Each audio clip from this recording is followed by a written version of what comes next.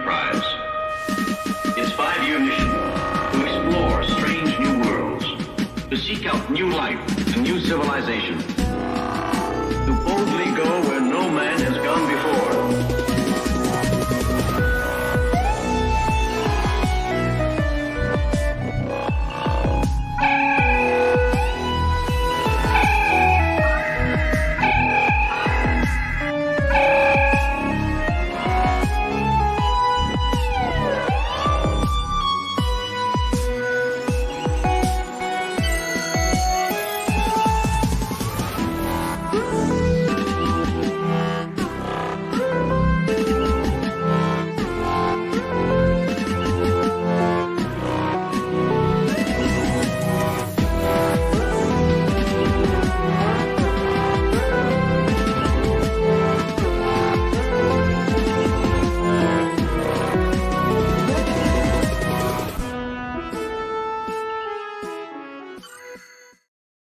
Good evening, everybody, and welcome to the landing party. I'm your host, Graham Nolan, and here's your captain's log on Stardate 2511.12, episode 74, coming to the end, The Cloudminders, written by Margaret Arman, from a story by David Gerrold and Oliver Crawford, and directed by Judd Taylor.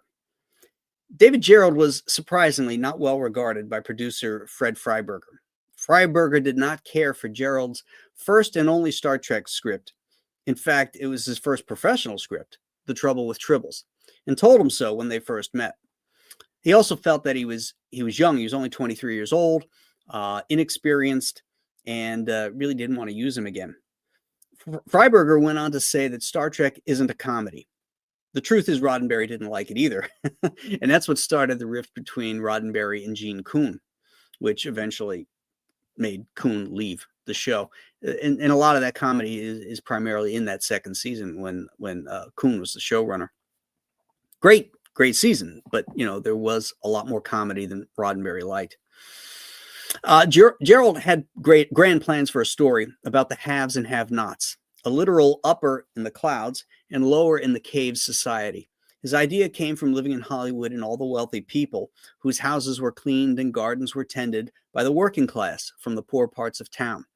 He also had elements of Martin Luther King and Malcolm X as two different factions in the caves, a peaceful one and a more violent one. The problem was the treatment came in as a talky, moralizing play, no action. Enter Margaret Arman. Arman had written dozens of westerns and The Gamesters of Triskelion and The Paradise Syndrome for Star Trek. After that second script, Roddenberry suggested she be given a problematic script to rewrite, a test to see if she had the potential of being on staff. This is the same thing they did with Dorothy Fontana, and that worked out pretty darn good. The Cloudminders was given to her as the problematic script. It's interesting that Spock seems to be wooing Droxine and tells her about Pon farr, which, as we know from Amok Time, is not to be discussed with Outworlders. And yet he's talking to her about it as if he's given her a recipe. This weird scene was not written by Arman, but by Freiberger and Arthur Singer. The producers wanted more romance in the show and wanted Spock to flirt a little in a cool, dignified, and discreet manner. Roddenberry and Coon had thought that Spock's character veered off his established behavior in Amok Time. In a letter from June 16th, 1967, Coon, while he was working on another episode and he thought he might use this as a plot point, wrote, "Mr. Spock does not come into heat only when Saturn is in Cancer. We have done a complete show about Mr. Spock's breeding habits, which originally were those similar to the salmon of Earth. That is, he had to essentially swim upstream and spawn. But due to the experience he went through in Amok Time, Mr. Spock's human side won out, and now we can screw like anyone else." Jeff Corey, who plays Placis in this episode, was an acting coach for Leonard Nimoy. Between 1951 and 1963, he was blackballed for being a suspected communist, so he turned to teaching acting classes to pay the bills. He was also the chief asshole in 1951's Superman and the Mole Men. That's where I know him from. First time I ever saw him was in Superman and the Mole Men. Former NFL football star and future blaxploitation action star Fred Williamson makes his one of his first appearances as a troglodyte in this episode. he actually fights Captain Kirk. More belly buttons appear on TV. Somehow, another Star Trek episode gets away with something Barbara Eden never could. And we had 2 of them in this one. That's your belly button count so far. And that's it for our captain's log. Let's bring in the rest of the team. I said dig. You said dig. Said dig. And the loud behinders.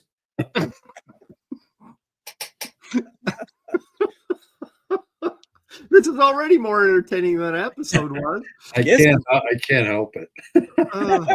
You just can't help yourself. Just can't help it. You guys didn't even notice. I did notice. I did. I did. The first thing I noticed is what happened to the beard, man. Well, I'll tell you what happened. I went down to the con in North Carolina, and I was trimming my beard, and I went too tight on the mustache, and it just put a big hole. Aaron did the same thing about a week ago. The same thing and had to shave it off right around Halloween. Yep. Like, fuck. I was gonna let it go. I'm like, I look ridiculous right now. So but the funny thing is so I put my daughter on the bus, right, the other day, and I walk up to the bus, and the bus driver is this cute little old Tweety Bird like lady, and she looks at me and she goes, "You shaved your beard?" And I went, "Yep." And there's just this pause, and I just looked at her. I go, "Don't worry, I'm growing it back." She goes, "Good."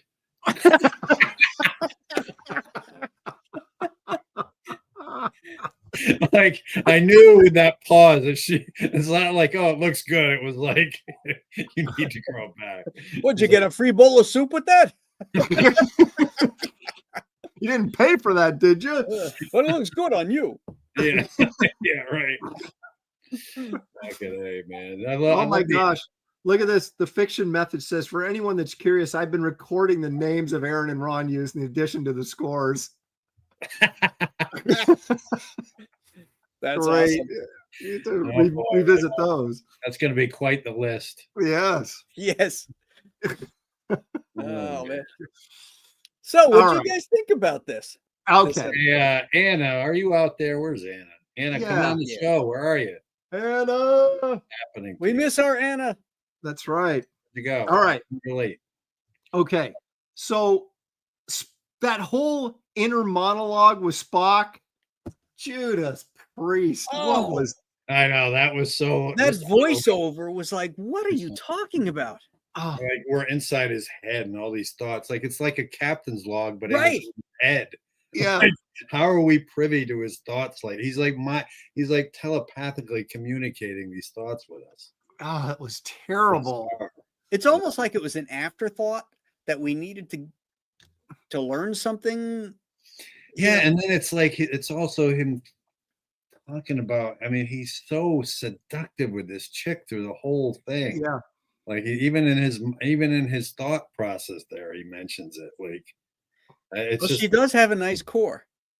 Well, yeah, it's like it was like they were doing characterization for her without doing the characterization, just having him tell us, is she at odds with what, the separation between the powers and does she realize that you're just like, oh my God. That was I mean, it's like he had an angle to try to. It's like he knew ahead of everybody what was going on, and this angle that he was going to try to make her see, but it seemed so pointless because she doesn't even realize it till the end of the whole freaking episode. Right. Anyway.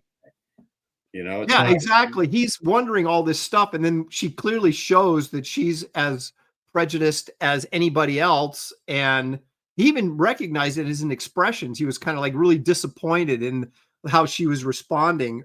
And then, like you said, it was finally at the very end, just before they beamed the high pro council, whatever his name was, down Grand there. Poobah. Yeah, the Grand Poobah. She's like, doesn't she turn to him and ask him, goes, Father, are we so something other that we can't question? Right, exactly, right at the end. Yeah, so it's Before like the Enterprise sails off. Right. And what took Captain Kirk so long to beat up an old hippie? Not even that. Even Ivana or whatever her name is on the surface when the episode first starts, kicking his ass. I told that. I made that same point. It's like that She's girl rolling over, and then she's on top, and Yeah. I'm like, man, this episode is so. I'll tell you, it's the first one that, not the first one, but this one in particular really hits us between the eyes with the liberalism sort of. Did you guys get that too? Like, Oh, the yeah. whole elite versus the, Right. the slaves or the. It was pretty black and white. There was no gray areas in this episode. It was just, Even basically talking about how they're of lower intelligence, but that's impossible. It's because of some gas. yeah. Because they can't possibly be anybody with lower IQs on a whole planet at all. There has to be a gas involved. Right. Because everybody's Equality. equal. Everybody's equal, Equality, yeah. Yeah. It's funny how Captain Kirk basically admits that they're retards. He even says it. He even says it. Yeah. Yeah. It'll stop It'll stop the retardation.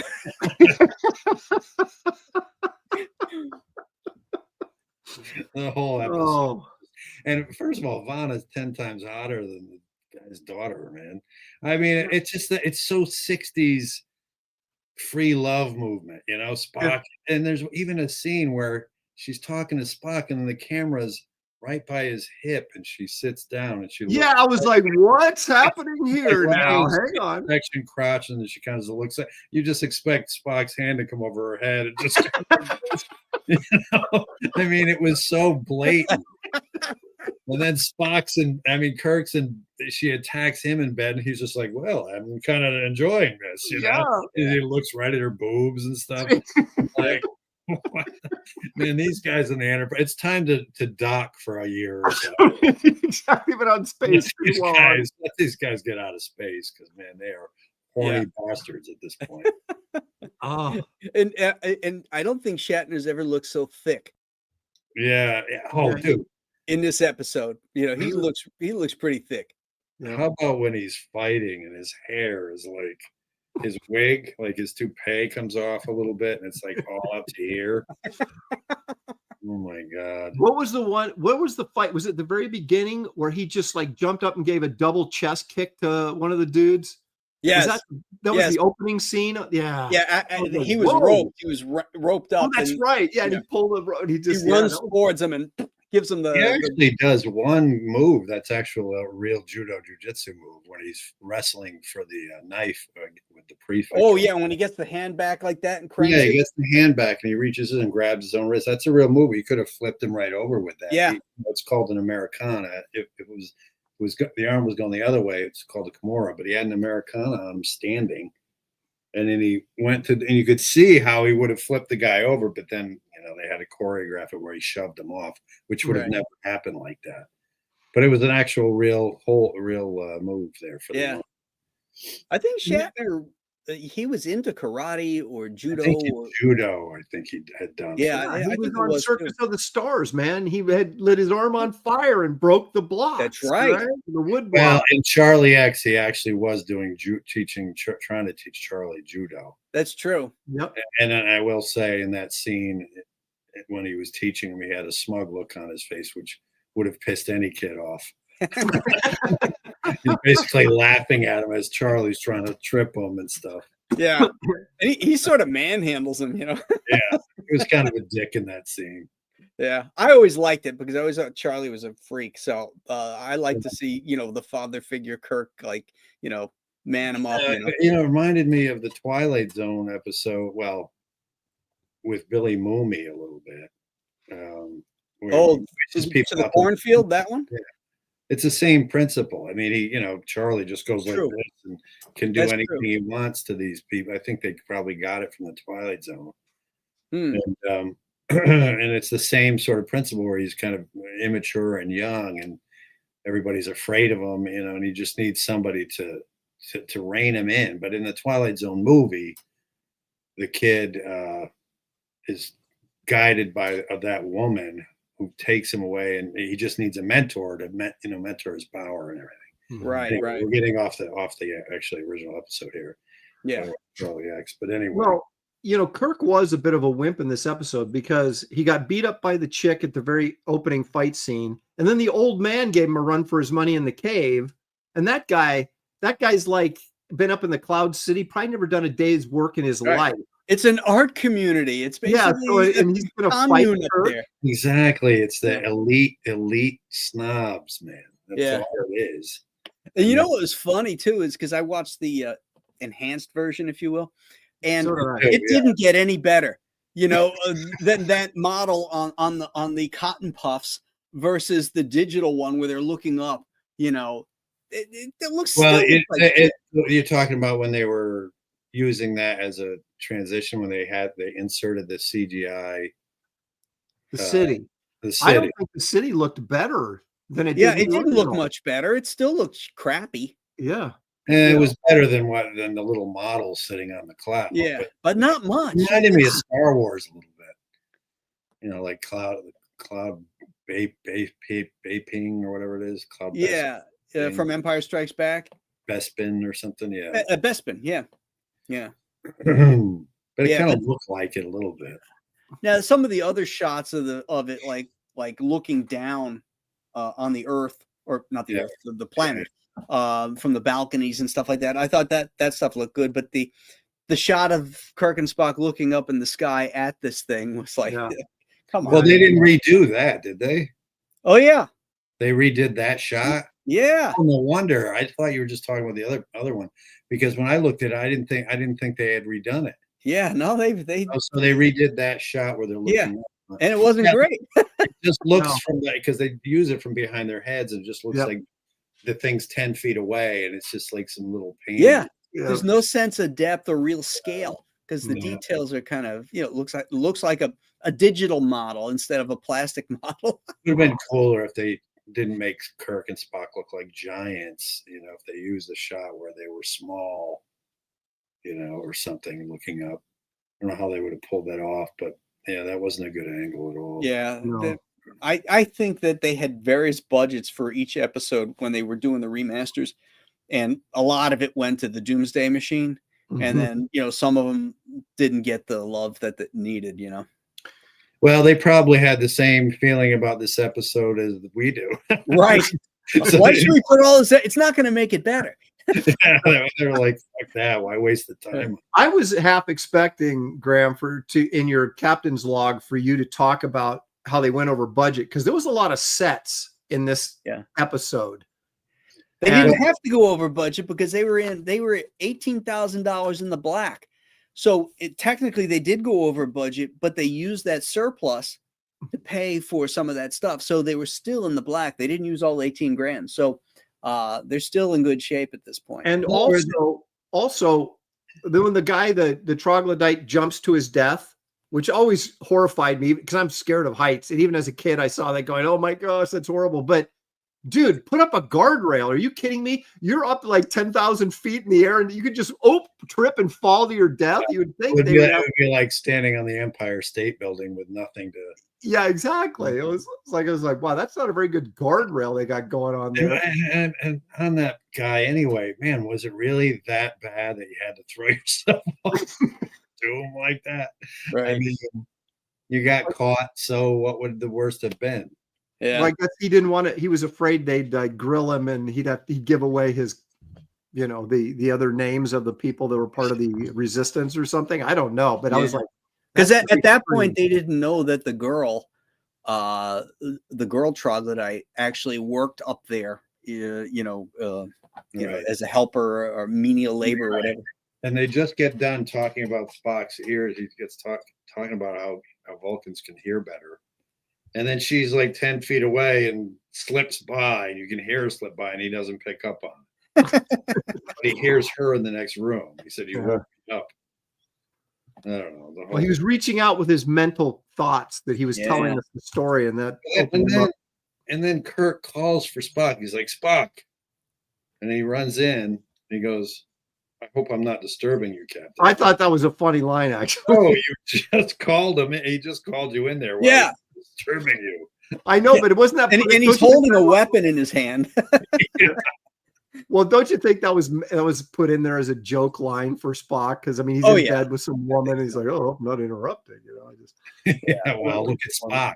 Yeah, Spock was about to get some head in the other room. He was going to get his pon far. I mean, I've never seen him so seductive, even with the Romulan commander. Yeah, I know. That's the thing. He was like on her the second they beamed it down. Yeah. He like introduces himself and he just kind of raises his eyes up real slowly, like Spock. Well, in 5 years, he's only seen 2 belly buttons, and they're all in that episode. So so he wasn't in the alternate universe to see Uhura's. So what were you saying in the captain's log about how they deliberately wanted to make him get laid or something? Or yeah, well, the producers Roddenberry and Kuhn didn't like the direction that Amok Time took. They with the whole being a salmon type thing, 7 years, they felt that it was going to crimp them as far as having Spock have any kind of relationship with anybody. So Kuhn was saying in there that his human half won at the end of that, because after pretending to kill or thinking he killed Captain Kirk, his human half won out, and from that point on, he was no longer under the spell of the 7-year Ponfar, and he can go and get laid. I think it's probably both. I think he could probably get laid, but I think every 7 years he's still going to get horny as fuck.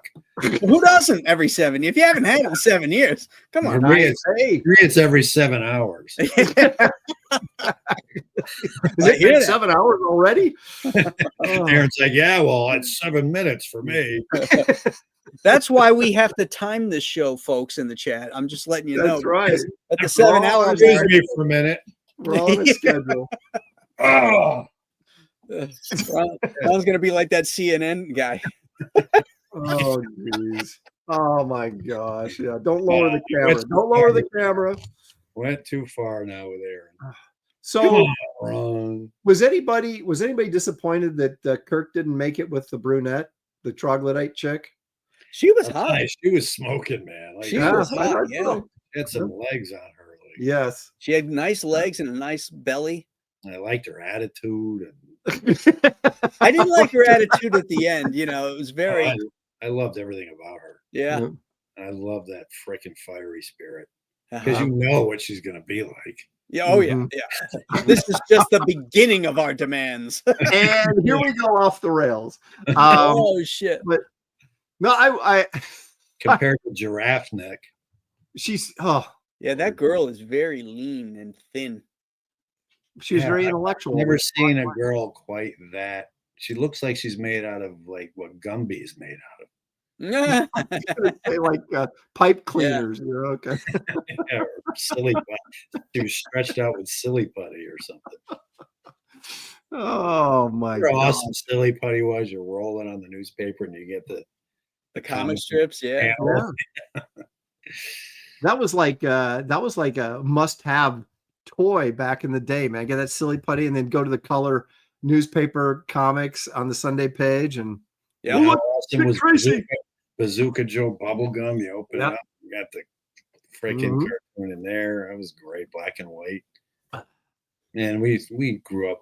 I miss all those things. We actually had toys, our Cracker Jacks, not pieces of paper. Yeah. Mm-hmm. Sometimes you'd get a whistle, or you'd get some little figurine or something, True. But that gum with the trading cards was never. I mean, it tasted like it was old when it was new. Yeah. It was had like that powder. Had the powder on it was almost like crispy. Break it off. Yeah, exactly. Yeah. You had to get it wet in your mouth before you could actually start chewing it. Yeah, exactly. You guys remember? The flavor lasted about 30 seconds. Do you remember Wacky Packages? Oh, yeah. Yeah. Those were awesome, man. You had those cool illustrations of the cars and crust toothpaste. And that kind of stuff. They were awesome, man. Yeah, those were fun. They had a set.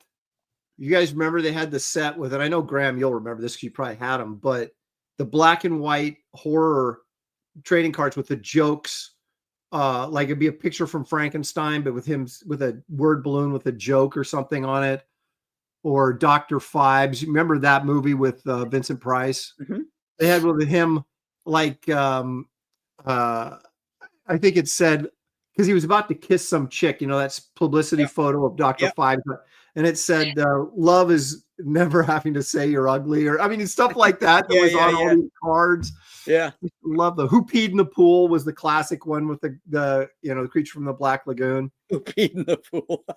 Yeah, I remember those. Yeah, it's like, man, you remember when old Marvel put out that that black and white magazine, Monster Madness? Yes. Then they would take like all those stills, and they were trying to be like Forey Ackerman. I think Stan was trying to be like Forey, and then he would write like humorous word balloons and have them talking and stuff like that. And yeah, after about 3 pages of that, you're done. You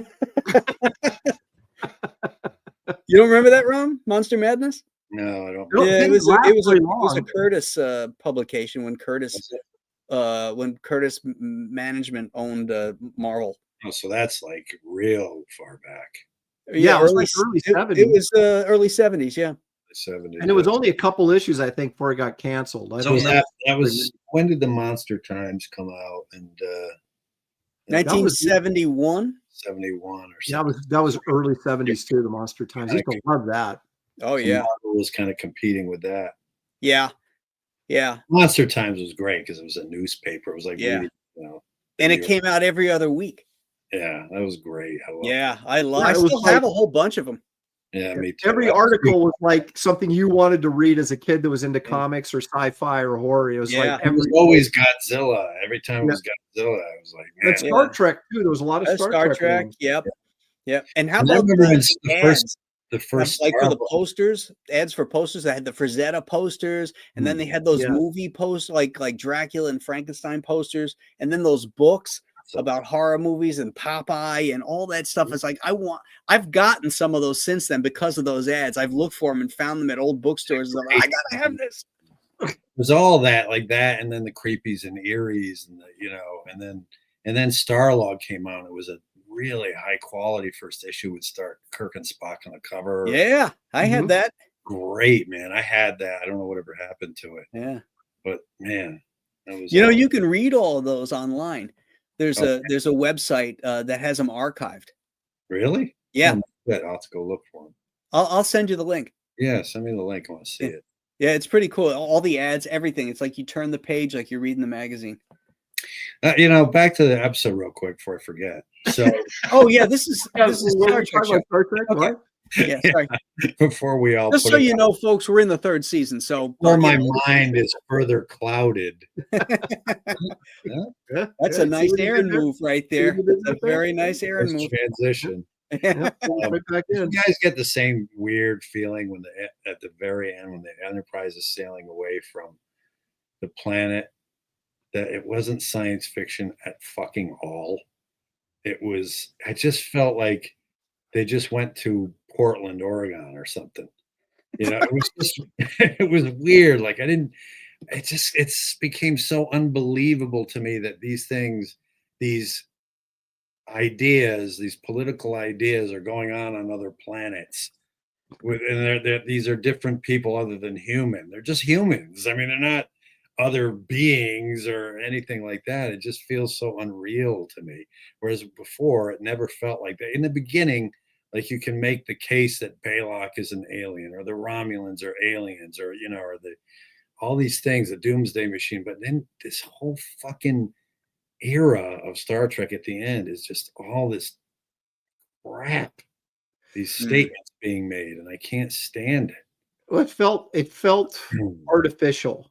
Like it felt like imitation Star Trek is what some of these episodes in the 3rd season feel like, right? They have all the actors and stuff, but it's not right. Like you talked about, like they were in a different part of the galaxy. It just, nothing seems correct. The characters are there, but nothing seems right. And that I would agree with you on this. Exactly. It would be like the Twilight. It's like the Twilight Zone is the best show of all time. I mean, Star Trek was my second. I mean, Star Trek was my first, but then Twilight Zone kind of took that over as I got older or something. But I think the 3rd season is what killed it for me with Star Trek. Yeah, being the best show because it caved in at the end with all this crap, and it was started trying to compete with Lost in Space and these weird stories and Batman, and it's a prisoner of its time, unfortunately, that 3rd season. Yeah. And it was so great the first couple of seasons, and it was very rooted in good science fiction. Even the Organians it's science fiction, you know. I mean, it's not Mhm. it's a political statement, but it's still rooted in science fiction. This one just isn't. It's just Well, yeah, I mean, there's ways that you obviously can write a story where you can get your point across without destroying the narrative. And something like this is like the sole existence of this episode is to make a political point. yeah. And it's like, where's the drama? It- Where's the, you know? Well, it's the thing we hate now is having it jammed down our throats. You know? Right. I mean, that's why we can't even watch a movie or show anymore, because it's always like this new Star Trek series, the Starfleet Academy, coming out next month or few months. It's like I can't even watch the commercial. It's so fucking bad. Oh yeah. Ugh. Well, that last Star Trek, the one You on need Captain to be Pike, Captain. What's that? the one that takes place with Captain Pike, the one that's ending now. You know, Yeah. they just did a whole musical. You know, The episode. musical? Yeah, where the characters are singing and stuff and dancing. It's like, oh, I can't stand it. I just can't stand That's it. like they did that on American Horror Story. American Horror Story was the same fucking thing. First season, second season were really, really good. And then they just went down that fucking path where Yeah. there was one episode where they're all singing and dancing like it was a music, like it was Glee or something. Right. Like, what am I watching this shit for? This is Yeah. why I don't watch TV anymore. They always start out good. It's like the Marvel movies. The first ones are always really good. Captain America was great. Thor was great. It was true to the source material. And then sure enough, it slowly transitions where they got you, and now they can lay over their ideology on top of it to try to hook you and make you think, you know, this is the way. Phase 1 and phase 2 were really good with source material. And then after that, man, they just went off the rails, and they went out of their way to destroy the characters that made the Marvel universe. Like, And it's funny because those first ones were early on in the 2010s, like 2010-ish. It was 2011, I think. Cap was around that time. And that was right when all that stuff started simmering and bubbling and boiling. And then by the time we got to 2018, 2019, 2020, it's just like, oh my God. I remember really feeling like in a real palpable sense of just disgust and sadness, and like I'm never going to see a good movie or show again. I know. That's how lost it all felt. And then there was Frankenstein. And then there was Frankenstein. Well, Maverick was good. And then, but Frankenstein, yeah. Oh, dude. Aaron, did you see it? Oh, yeah. Yeah. We talked about it last night on the professional Yeah, show. it's been a topic of discussion on every YouTube show we've been on for the last couple of days. What a masterpiece, man. I want to watch it again. Oh, definitely. Definitely. So damn good. Yeah. Yeah. I just give the The guy ending credit. was perfect. Oh, sorry, go ahead. No, I was just going to say, I give him so much credit just for how good that movie looked and the sets and all that stuff being practical, or most of it being practical, is crazy. And in hindsight, you can't imagine anybody but him having done it now that you think about it. He was the perfect guy to do that movie. Well, the problem with loving something too much is like with Peter Jackson, it becomes self-indulgent, like King Kong. 3.5 hours, like 30 minutes of Depression era New York to get you the feel of what it was like to be in the Depression. That has nothing to do with the movie. I mean, it was just, he just went too much shit, you know.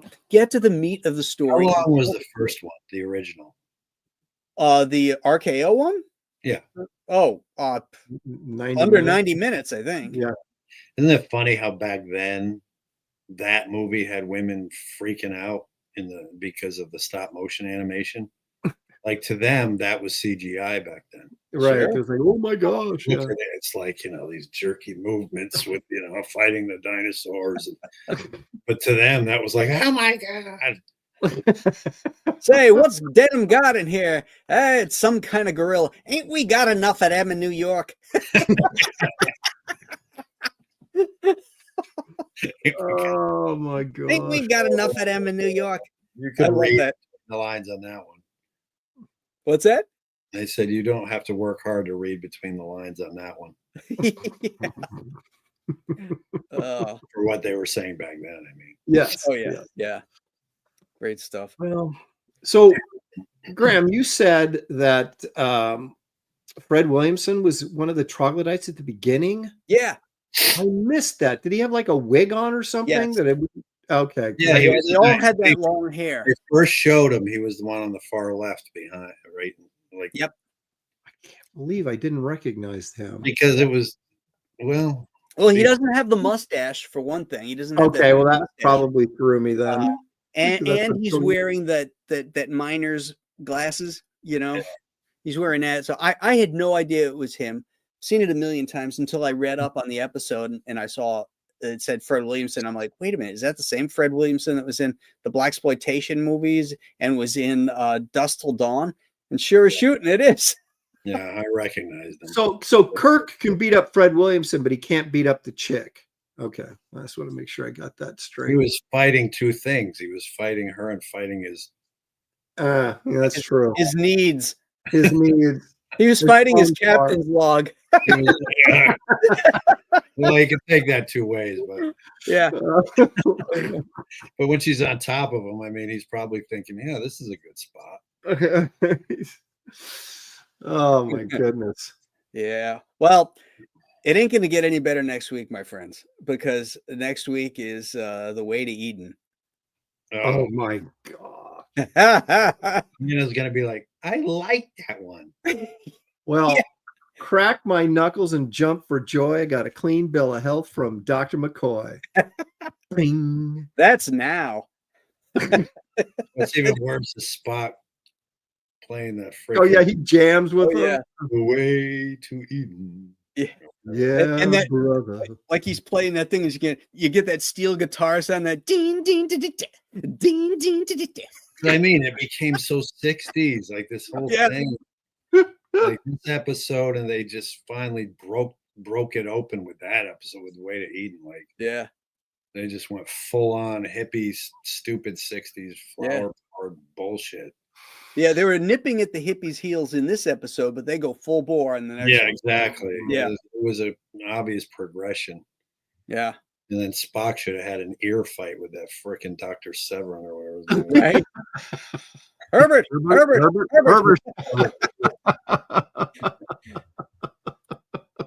And Elena Galilean. Chekhov's girlfriend. But circling back to Ron, the point you made about the scripts and being so overtly political, it always surprises. I maybe surprise isn't the right word, but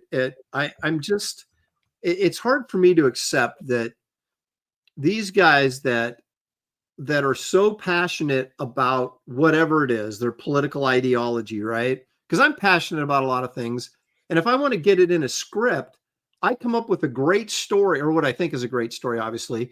And then you kind of weave your message into that story so that you're not browbeating anybody and it becomes naturally. It's not that hard to do. And the fact that these guys just throw out all the creativity and go, I want to make a movie about class separation, or I want to make a movie about hippies or whatever. And they just do it, without any creativity or any thought to how that's the strange conundrum of this episode is it's about art. There's supposed to be it's a work of art. She is, and and yet shoehorning all these political statements is the very definition of the death of art, because you're not allowed to be creative in a way. That's the biggest problem with Hollywood now is it's because they're so hamstrung by political correctness and having to put things in because of political correctness. Like they have to have the right amount of each demographic, right? And everything. That's not art.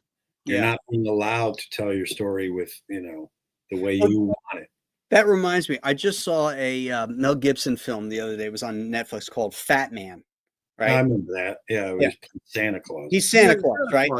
Yeah. And it's a great premise, right? It's a great premise. This idea, Santa's kind of the salty dude, and he, the budgets are being cut and everything, and he has to do some work for the U.S. government, and the elves are making weapons and shit like that. And then there's this rich kid that got coal, and so he hires a hitman to go kill Santa. So it's a really, really dark comedy. But every scene is populated by a DEI hire, including Santa's wife, who's a black woman in this. Oh yeah, that's right. Yeah. From England. She's an English actress, who happens to be black. And so that's Mrs. Claus in this. And then there's a scene where there's one where you had an Asian guy, a Latino guy, and it was like you could just see the and this is up in the Arctic, practically. I mean, it's just so stupid. It's all so absurd, man. Yeah. It's like, I mean, it got to a point of just such absurdity. I remember I was working on Daredevil, and there was a scene, I might have mentioned this to you guys, but there was a scene. This is a great story. I love this story. There's a scene where I have to draw a group of guys in a bar, and they start fighting. They're fighting with each other, right? Oh, yeah. Because the Purple Man's influence, because the Purple Man can make people do things. Mm-hmm. He was the villain that month. So I drew it, and the fucking assistant editor writes, can we please put a couple of black people and Asians there to show more diversity? I was like, are you fucking shitting me? Really? And so I wrote back, I'm like, I'm pretty sure there are bars everywhere where there's 5 white guys who hang out with each other. Because if I had put 5 black guys in there, you wouldn't have said a fucking word. Yeah. Don't hand me this bullshit about diversity. And then the editor jumped in and he's like, yeah, we don't need to do that. And he tried to defend her, but it's so fucking stupid. But it goes the other way too. It's like if you drew a scene where this woman is walking down the street, and this gang attacks her, and they're, let's say, all Hispanic or all black because they're a black gang or a Hispanic gang, they'll want you to draw white guys in there and Asian guys, even though that's probably not what's true in that region of the city. You notice that you can never make them bad guys either. No. Right. White, they're always the bad guys. Yeah. They could always be the bad guys, but it's that whole magic. They're either the bad guys or they're weak little simps. Mm-hmm. I mean, it's gotten better though. I do think things are starting to come around a little bit. Yeah, yeah. Noticed. There's more things you can watch, like Frankenstein, for instance. Yeah, there was no woke in that. Nothing. You know what we found out last night, though? Dynamite did not exist when that movie was taking place. Oh, is that right? Yeah. Hadn't invented that. I thought about that and I just took it for granted, but I remember thinking that, going, oh, I didn't think Dynamite. Because Dr. Dynamite was that far back. Go ahead. Yeah, Victor Frankenstein goes into that lodge at the end where he's chasing the monster through the Arctic and specifically orders dynamite, which didn't exist at that time. Yeah. I also thought the gas cans felt a little too modern for that era. Like, yeah, when he's pouring the gas around to burn the. They look like something you get at a gas station or something. Yeah. They didn't have plastic nozzles, but still, I was like, it was probably kerosene. There wouldn't have been gasoline back then because, there was no automobiles. How or anything fucking cruel was fucking Victor, all because you just created this thing, and the thing is showing is like a little child, and he wants to kill it because it only said Victor. They really drove that point home about his vanity, Mm-hmm. He turned into his own father. Right, with the whole whipping too, like when the father whipping. He was wholly and completely unlikable.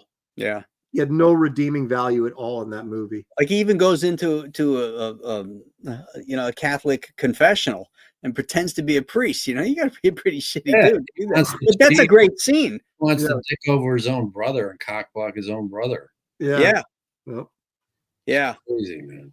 Yeah, but the actor, I had a new appreciation for him. Oscar Isaac. He was very good, man. He wasn't over the top. He was unhinged, but he didn't go and start chewing up the scenery like Kenneth Branagh did. And he didn't go full Kirk.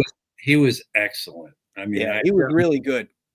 I didn't for 1 minute think of him from that When he's on the ship and the captain says, "Who created this monster?" And he's like, "I did." So great. Well, the guy that played the monster I thought was really good too. I mean, his voice was fantastic. Yeah, the only thing I will say that distracted me a bit, and this is my only, if you can even call it a negative, was his face looked just like Tom Cruise in Interview with the Vampire when he plays Lestat. I mean, he even had the same mouth and everything, and I just kept thinking of Tom Cruise. Like, there's a scene with Tom Cruise where he's decaying, and Louis comes to visit him. He's in New Orleans, and there's a house, and he's only been eating rats and stuff to survive, as Lestat is, and it looks exactly like Frankenstein monster. Is that movie any good? I've never seen that. Interview with the Vampire? Oh, yeah. Excellent. Is it good? Okay. Yeah, you would enjoy it. It's really good. There's nothing like we're talking. That's one of the good ones. Okay. That whole era of movies was great, back in the 90s. You had Unforgiven and Interview with the Vampire. You had Last of the Mohicans. You had A River Runs Through It. You had Legends of the Fall. I mean, there were so many great movies back then. Mm-hmm. Just so many.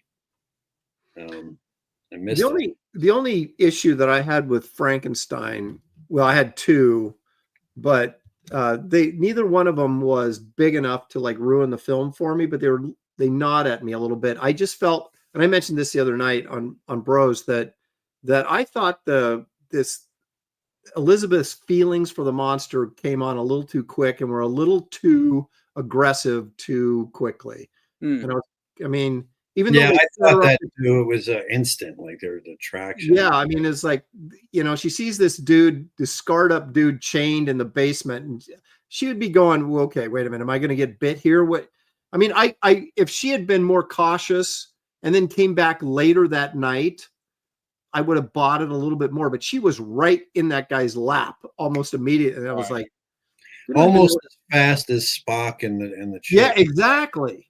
But the difference was, the creature's package it was all girded, and then when it unpacked, she was like, hello. Like young Frankenstein. Yeah.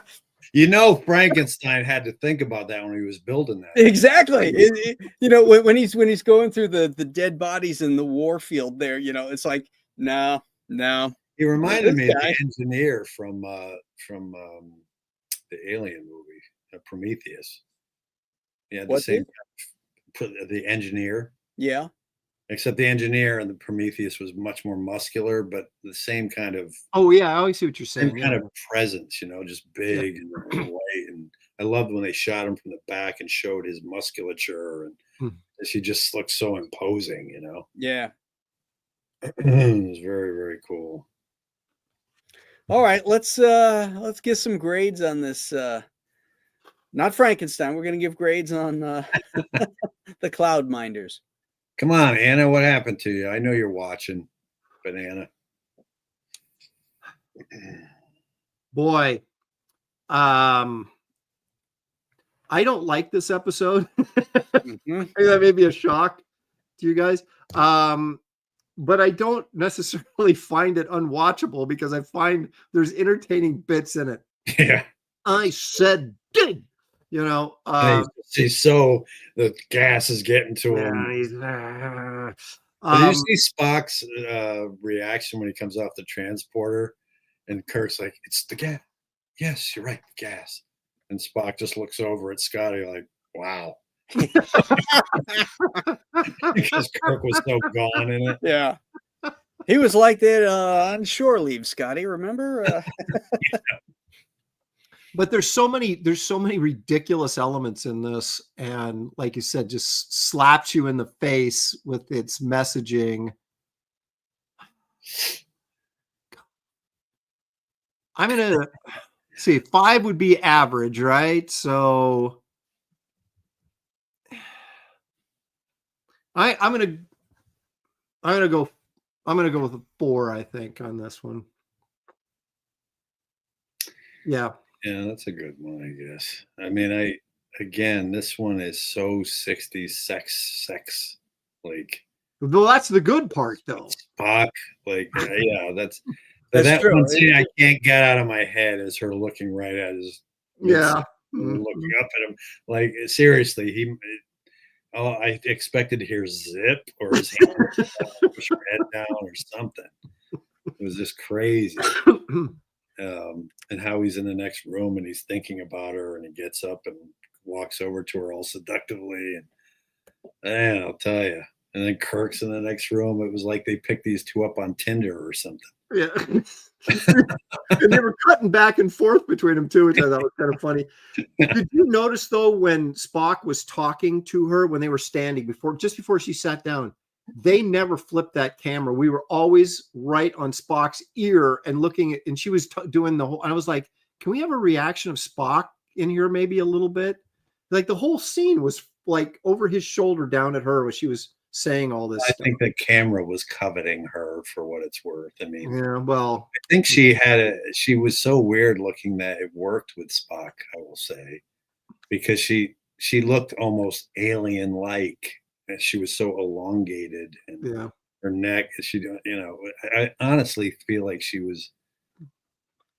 looked like she could have alien DNA in her. So because of the way Spock looks, I think it worked. You know what the most unbelievable thing about this whole episode is that artists are living in wealth and splendor. Yeah. Up in the sky. When And did the that hard happen? workers Well, they're not are- really artists. They appreciate art.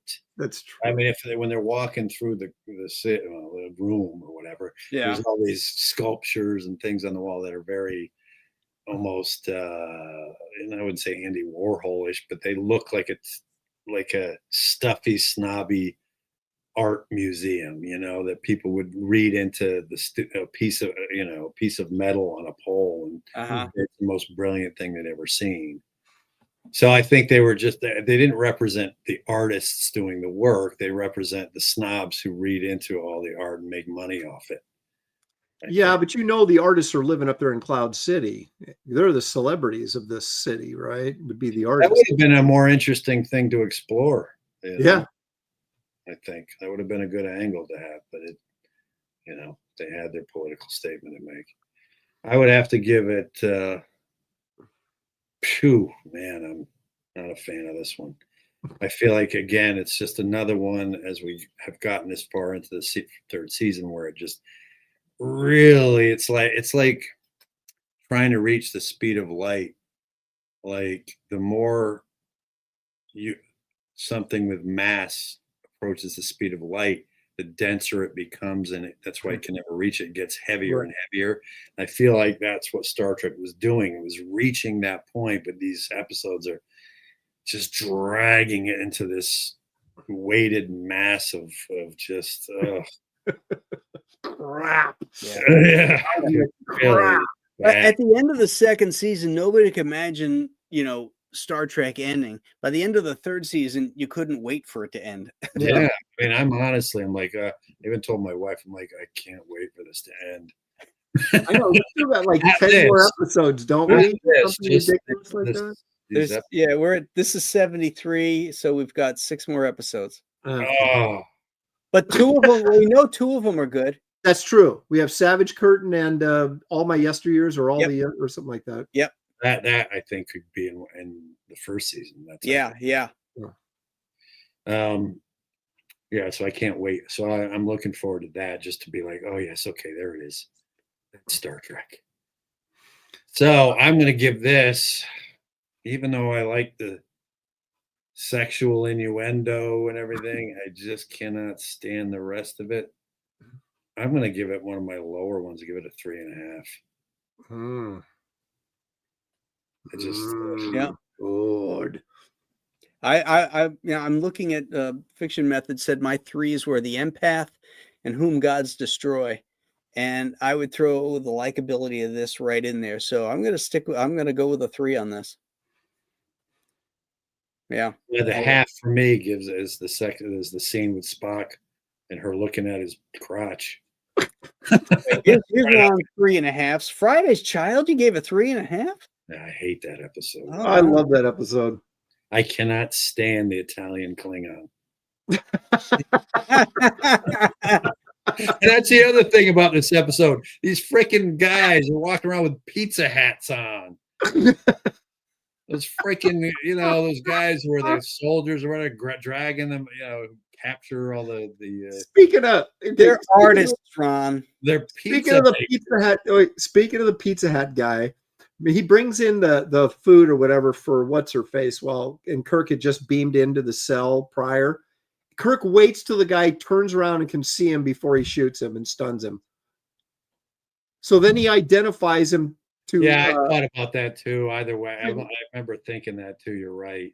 Was that in this episode? He's like right there, and then he kind of waits. He sees the mask. He sees the mask sitting on the table, and he turns slowly, and there's Kirk waiting for him. And he could have just stunned him, then they would have never known it was Kirk. Right, exactly. But he waits till he sees him. I'm telling you, it's either pizza makers or Super Mario, man. They came in there like those mushroom guys from Super Mario Brothers. Like, I mean, honestly, it was the stupidest looking costume. Hey, Capitan, here's your pizza. Yeah. You got a freaking hat, so they're pizza hats.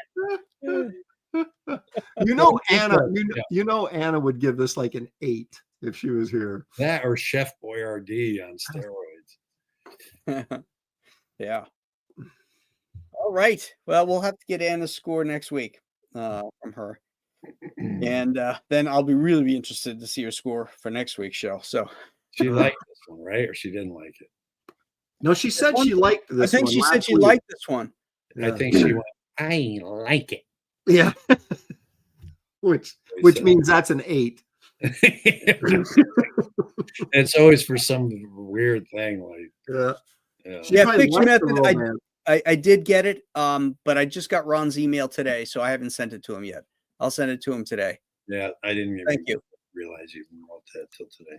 Yeah, that's the email I had, but it was an AOL address. I'm like, it can't be his current. It just can't be. I know. I don't know why I'm still on that. I just never bothered to change it. I've got Earthlink still. Are you kidding me? Wow. Earthlink. Really? Yeah. Isn't that Elon Musk? No. Wow. Well, just the whole idea of it's like if you have a PO box and you're like, you don't even want to think about changing the PO box because you've been using it as a professional mailing address for 5 or 6 years. It's the same thing with the email. It's like, I don't want the hassle of changing it. And I have to change it though, because I have probably, I'm going to say 96,000 messages on there because it's just so much junk mail comes in. I just stop deleting it. I'm like, fuck it. Yeah. It's literal. I'm going to check right now. And it's amazing that it still operates, that it hasn't hit its yeah, because it doesn't, because it's mail where they're trying to sell you something. If it was all personal mail, it would have hit. You see how that works? Oh, okay. It's not 90,000. It's 59,868. You've got that many emails stuffed in your account right now. Yep. Unbelievable. 59,000 unread messages. No wonder you never get back to me. I do it. I really have to every day make sure I go through because I've missed so many emails from people. I could delete 100 a day and it wouldn't matter. It just fills right back up. It is amazing how quickly you're wasting precious seconds of your life trying to delete them. Oh, I know, right? Now you can buy software that gets rid of it for you. Oh, how funny is that? There's software to buy now. No, thanks. I think I'm just going to change my email address. It's about for that. Keep that one for the junk, and then the one that you start up, only give it to and see how much it gets up to, like 2 million unread messages. I wonder if I can get a record on it. I was going to say, is that like a Guinness Book of World Records kind of thing? Is like, how many emails can you store? I thought when I had 900, I was like, man, I got to delete these. I have 900. I've got 59,868. You know how long it would take you to delete all that? I know. Well, I'd die before. right to the like 1,000th message. Oh. Yeah. And you can only delete 10 at a time. Yeah. Most of those emails are from his Marvel's assistant editors complaining about his lack of diversity in his work.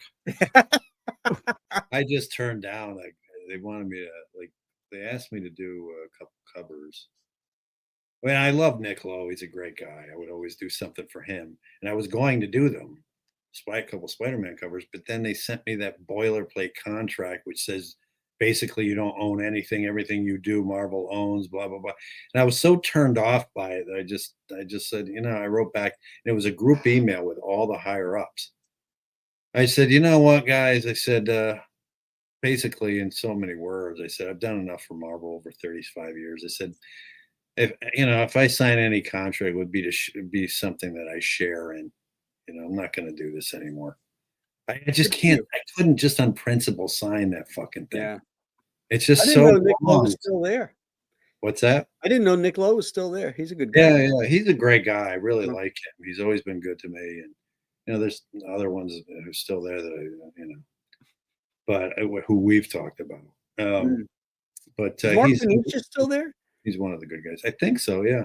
Oh, okay. I did a bunch of work for Mark back in the day. Yeah, Who? Mark's a good guy. Mark Benicia. Oh yeah, Mark's a good dude. Yeah, Mark's a good guy. Does Ron use the AOL CD to log onto the internet? Yeah. Ding, And ding, ding, ding, ding. then I go right to Millionaires chat room. Wow, that's going back. Because that's where all the babes were Looking for millionaires. All right, gang, we're gonna wrap it up. We're at the over 1 hour mark right now. I guess we'll just see you next week for this wonderful episode. Wonderful episode. You have to join us. Bring my guitar. You're gonna want to be now. So make sure you show up for that. That was this episode. That's Spock and that's what it should have been. It should have ended with Kirk and Spock just sort of looking at getting rid of the prefect guy and then pushing those two together. and then he one to beam up Scotty. Right. You think would that have been Kirk or Spock? It would have been Kirk beaming up, leaving Spock to get a little salmon. Right. He swam upstream, That'd be funny if they did microscopic on Vulcan sperm and it looks like salmon swimming upstream. Right. Yeah. Isn't it funny how that actually mimics? It's funny how it does that, and salmon do that. Like they do string the spawn like that. Yeah. And then there's bears waiting there to just grab you out of the freaking, Oh yeah, yeah. How come they don't have bears inside our balls? Like grab And on that note, I'm gonna say good night, Herbert. What time is it? 5:30, sir.